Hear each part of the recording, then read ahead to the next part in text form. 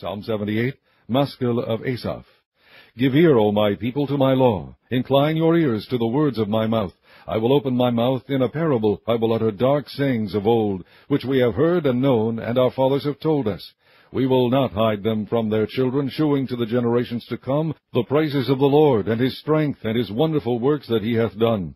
For he established a testimony in Jacob, and appointed a law in Israel, which he commanded our fathers, that they should make them known to their children, that the generation to come might know them, even the children which should be born, who should arise and declare them to their children, that they might set their hope in God, and not forget the works of God, but keep his commandments, and might not be as their fathers, a stubborn and rebellious generation, a generation that set not their heart aright, and whose spirit was not steadfast with God.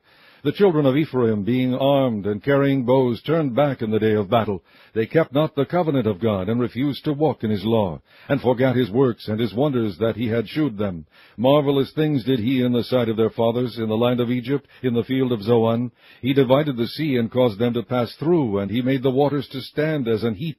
In the daytime also he led them with a cloud, and all the night with a light of fire. He clave the rocks in the wilderness, and gave them drink as out of the great depths. He brought streams also out of the rock, and caused waters to run down like rivers. And they sinned yet more against him by provoking the Most High in the wilderness, and they tempted God in their heart by asking meat for their lust. Yea, they spake against God. They said, Can God furnish a table in the wilderness? Behold, he smote the rock, that the waters gushed out, and the streams overflowed. Can he give bread also? Can he provide flesh for his people? Therefore the Lord heard this, and was wroth. So a fire was kindled against Jacob, and anger also came up against Israel, because they believed not in God, and trusted not in his salvation. Though he had commanded the cloud from above, and opened the doors of heaven, and had rained down manna upon them to eat, and had given them of the corn of heaven. Man did eat angels' food. He sent them meat to the full. He caused an east wind to blow in the heaven, and by his power he brought in the south wind. He rained flesh also upon them as dust, and feathered fowls like as the sand of the sea. And he let it fall in the midst of their camp round about their habitations. So they did eat, and were well filled, for he gave them their own desire. They were not estranged from their lust, but while their meat was yet in their mouths, the wrath of God came upon them, and slew the fattest of them, and smote down the chosen men of Israel.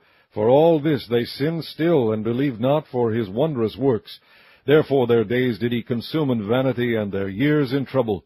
When he slew them, then they sought him, and they returned and inquired early after God. And they remembered that God was their rock, and the high God their Redeemer. Nevertheless they did flatter him with their mouth, and they lied unto him with their tongues. For their heart was not right with him, neither were they steadfast in his covenant. But he, being full of compassion, forgave their iniquity, and destroyed them not. Yea, many a time turned he his anger away, and did not stir up all his wrath. For he remembered that they were but flesh, a wind that passeth away, and cometh not again. How oft did they provoke him in the wilderness, and grieve him in the desert? Yea, they turned back, and tempted God, and limited the Holy One of Israel. They remembered not his hand, nor the day when he delivered them from the enemy. How he had wrought his signs in Egypt, and his wonders in the field of Zoan, and had turned their rivers into blood, and their floods that they could not drink. He sent divers sorts of flies among them, which devoured them, and frogs, which destroyed them. He gave also their increase into the caterpillar, and their labor unto the locust.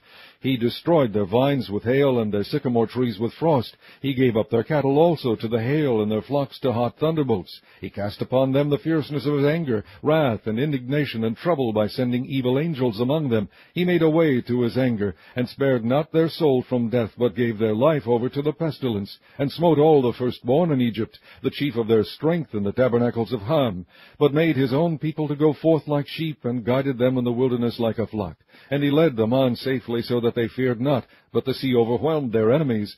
And he brought them to the border of his sanctuary, even to this mountain which his right hand had purchased. He cast out the heathen also before them, and divided them an inheritance by line, and made the tribes of Israel to dwell in their tents. Yet they tempted and provoked the Most High God, and kept not his testimonies, but turned back and dealt unfaithfully like their fathers. They were turned aside like a deceitful bow, for they provoked him to anger with their high places, and moved him to jealousy with their graven images. When God heard this, he was wroth, and greatly abhorred Israel, so that he forsook the tabernacle of Shiloh, the tent which he placed among men, and delivered his strength into captivity, and his glory into the enemy's hand. He gave his people over also unto the sword, and was wroth with his inheritance. The fire consumed their young men, and their maidens were not given to marriage. Their priests fell by the sword, and their widows made no lamentation. Then the Lord awaked as one out of sleep, and like a mighty man that shouteth by reason of wine, and he smote his enemies in the hinder parts. He put them to a perpetual reproach. Moreover, he refused the tabernacle of Joseph, and chose not the tribe of Ephraim, but chose the tribe of Judah, the Mount Zion, which he loved. And he built his sanctuary like high places, like the earth which he hath established forever. He chose David also his servant, and took him from the sheepfolds. From following the ewes great with young, he brought him to feed Jacob his people, and Israel his inheritance.